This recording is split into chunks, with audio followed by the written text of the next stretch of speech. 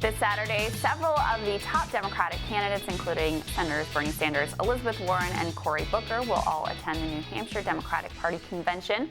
Most of the contenders have also planned campaign stops throughout the all-important Granite State. Meanwhile, former Trump campaign manager Corey Lewandowski is considering a 2020 run against New Hampshire Democratic Senator Jeanne Shaheen. The party has an ad out to tamp that down. In the minds of some people, this is the exact opposite of draining the swamp. The people you were shaking hands with at those Trump rallies wouldn't have thought that Donald Trump's campaign manager would go and sell his connections for money. That raised a lot of eyebrows, not just with us and ethics watchdogs, but even within the White House. For more on the Lewandowski story and the upcoming visits by 2020 candidates, the spokesperson of the New Hampshire Democratic Party is here now via Skype. Holly Shulman was also the former DNC National Press Secretary and New Hampshire Communications Director for Obama for America. Welcome. Thank you for joining us this morning. Hi, thanks for having me. Of course. So tell us what more that we can expect this coming Saturday with all of the candidates rolling through New Hampshire. Yeah, so we have 19 candidates coming to our convention who'll be speaking there, and that's a lot of candidates. And so that's going to be the first time. You know, a lot of people have been going to a rally, they're going to a small event to see a candidate they might be interested in supporting, but this is the first time that a lot of them will be in the room with every single candidate that they are considering for president. And I think that that's going to be a big deal and a turning point in this race, potentially. So, Holly, give us a little bit of a breakdown of the state of New Hampshire and what successful Democratic candidates do in order to win the primary there. Yeah, so there are a few things happening here. One is that our Republican governor, Chris Sununu, has been completely absent on a few issues. For example, paid family leave. He vetoed a bill, he laughed about it, he tried to auction off his veto to benefit a Republican Party, right? So this is an issue where I think this is right for candidates stepping in, talking about their plans and having realistic plans that will help the Granite State. The minimum wage is another one, right? Every candidate on stage Saturday supports raising the minimum wage, and that's great. Their details are different. Granite Staters will evaluate the details. At the same time, a Republican governor just vetoed a minimum wage bill. He doesn't believe New Hampshire should have a minimum wage at all, right? And so there are a lot of issues here where our governor has been really lackadaisical. He hasn't taken a leadership role, and these candidates really have an opportunity to step in and be those leaders on these issues. Holly, New Hampshire has a reputation of being a sort of contrarian state, right? Very independent-minded. What do you owe that to? You know, I think people here are pragmatic, right? They care about common sense. They want policies that are going to help them.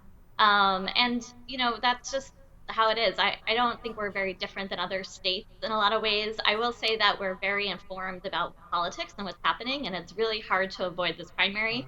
I myself ran into a candidate at my farmer's market just a few weeks ago. But people are very engaged in these issues, and they want to hear the details. They want to know the nuance. I was at a presidential event a few weeks ago, and this 11-year-old kid in front of me was talking to his parents in depth about the Citizens United Supreme Court decision. Right? This is a place we live. It's different. It's interesting, but I think that it benefits the candidates to have this test here, this very specific test of their real knowledge of the issues and the details of their plans. So are you seeing any change then in enthusiasm or support within the Democratic Party? Because New Hampshire is fairly solidly in the Trump camp, or it was in the last election, and you have a Republican governor and others. Like, is there a play here for the Democratic Party to gain more votes and try to flip the state or any other statewide seats? So Donald Trump lost here by a few thousand votes in the general election. He won here during the primary. Since then, we've seen the gap widen. We've seen his disapproval up to around 60%.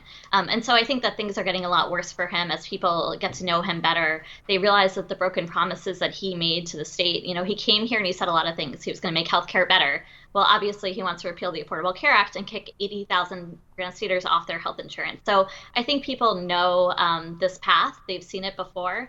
But we also have a real advantage for this primary here because we have all these candidates in the state with loud megaphones. They're going around the state. They're talking about their plans to improve healthcare, to raise the minimum wage, to make college more affordable. And at the same time, we have this great primary. And so Democrats and many independents who want to vote in the Democratic primary are going to go to vote. They'll know where they vote. They'll be registered already. They'll know how to do it. And so we consider this a dry run for the general election, and we're lucky to have this chance. Yeah, I think you make such an important point that people often forget that independents can vote in the Democratic primary, which can really change the dynamics there. Which candidates, though, at this point in the Democratic primary are generating the most enthusiasm? Oh, I think a lot of them are. I mean, it's really hard to say because one week, you'll be in an event and there will be hundreds of people at one event for a candidate and everyone is so excited. And then the next day you go to something else and some of those same people are there and they're so excited about that person. So I think we're still like in this place where everyone's still deciding. We're lucky to have everyone on Saturday there so that they can hear them, consecutively, to hear from all of the candidates in the same day. But this is New Hampshire, so I think a lot of people are waiting out, not making a decision yet until they've literally shaken the hand of every presidential candidate in this race. And what are you thinking about this potential Corey Lewandowski run for Senate against Jeanne Shaheen?